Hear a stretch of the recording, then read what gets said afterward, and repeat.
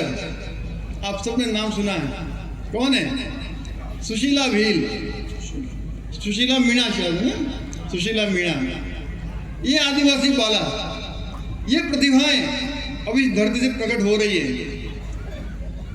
तो हमें पूरा विश्वास है कि जो लोग अनास्था उत्पन्न करके समाज को खंड खंड करना चाहते हैं, वे जरूर पराभूत होंगे, पराजय को प्राप्त होंगे और इस क्षेत्र में धर्म की ध्वजा निरंतर लहलहाती रहेगी। यही गुप्ता जी ने बहुत ही सारगर्भित शब्दों में हम सब के अंदर भाव भरा है कि हम सब इस कथा को सुने और इसके साथ जुड़ें। और स्वयं ने आगे आकर के 2 लाख रुपए और 1000 पेड़ और उसके साथ ट्री गार्ड, बहुत बड़ी धनराशि होती है। मैं पुनः गुप्ता जी का बहुत धन्यवाद और साधुवाद ज्ञापित करता हूँ।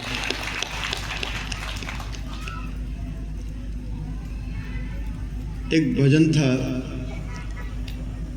तलाबना कीचड़માં કમલ ખીલે છે અને કમલમાં કોઈ રંગ ભરી તો જોવો, મારો વાલો કરે તેમ કરી तो જોવો।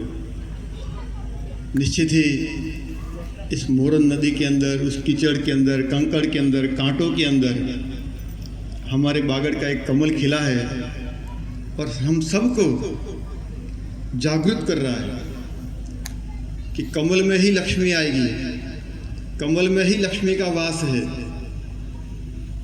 और लक्ष्मी जो तपस्या से आएगी, श्रद्धा से आएगी, वो पीढ़ी दर पीढ़ी चलेगी। और जो रिश्वत से, भ्रष्टाचार से आएगी, वो एक पीढ़ी से दूसरी पीढ़ी नहीं पहुंचती है। तो ऐसी महालक्ष्मी यहाँ पर,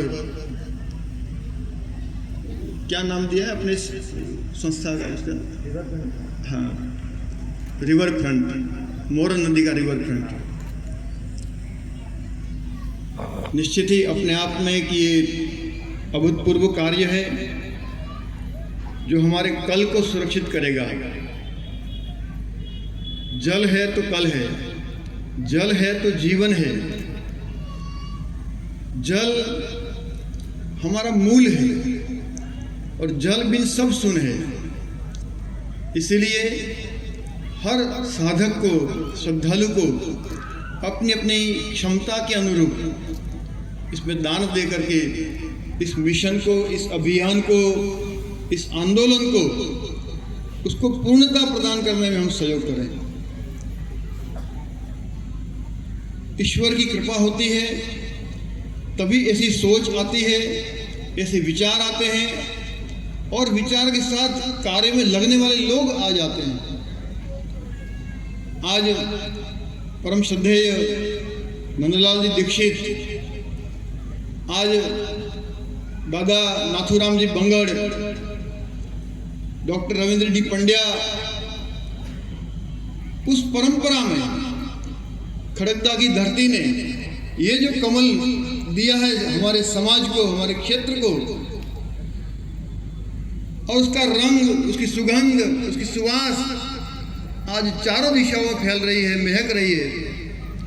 मैं इस पावन धरती को बारंबार प्रणाम करता हूँ। परम पूज्य मुरारी बापू यहाँ पधारे थे, यहाँ पर कथा करी थी। आज उनकी भी आत्मा बहुत प्रसन्न होगी। एक तो उनका अंग अवयव प्रत्यक्ष उनकी अनुभूति हमको करा रहा है। मैं मुरारी बापू को भी शत शत नमन करता हूँ। यही महापुरुषों की निशानी है, यही महापुरुषों के कार्य है, यही उनकी परंपरा है जो निरंतर किसी न किसी रूप में प्रकट होती रहती है और हम सबको चेतना से भर देती है और जागरूक करती रहती है। खड़गदा की इस धरती ने अनेक संस्कृत के विद्वान, प्रकांड विद्वान दिए हैं, एक सोच दी है, एक संस्कृति और संस्कारवान समाज दिया है। निश्चित इस धरती पर जो जो संकल्प लिए जाएंगे वे सारे संकल्प शिव संकल्प है, और तन में मनः शिव संकल्प मस्तु। जरूर ये शिव संकल्प पूर्ण होंगे, हमारी आंखों के सामने ये साकार होंगे और हम सब इसके अंदर इसकी छत्र छाया में सुख और शांति का अनुभव करेंगे, ऐसा मैं विश्वास पूर्वक कह सकता हूँ। परम श्रद्धेय शास्त्री जी महाराज और आप सभी भक्तजनों से मैं क्षमा प्रार्थी हूँ कि मैं आपके जुलूस के प्रथम दिन के कार्यक्रम में नहीं आ पाया। मैं द्वारिकाधीश के चरणों में था वहाँ पर, और आने का बहुत प्रयत्न किया, लेकिन वहाँ पर भी कोई कथा थी और वहाँ भी मुझे जाना था, आ नहीं पाया। कल आया और आज मैं आपके बीच में आपके दर्शन कर रहा हूँ। आने वाला समय बागड़ की धरती का है, यहाँ के लोगों का है। उस छोटी सी बालिका को मैं याद करके बहुत अपने आप को गौरवान्वित महसूस करता हूँ, जो प्रतापगढ़ के अंदर आप सबने नाम सुना है। कौन है? सुशीला भील, सुशीला मीणा शायद है ना, सुशीला मीणा। ये आदिवासी बाला, ये प्रतिभाएं अब इस धरती से प्रकट हो रही है।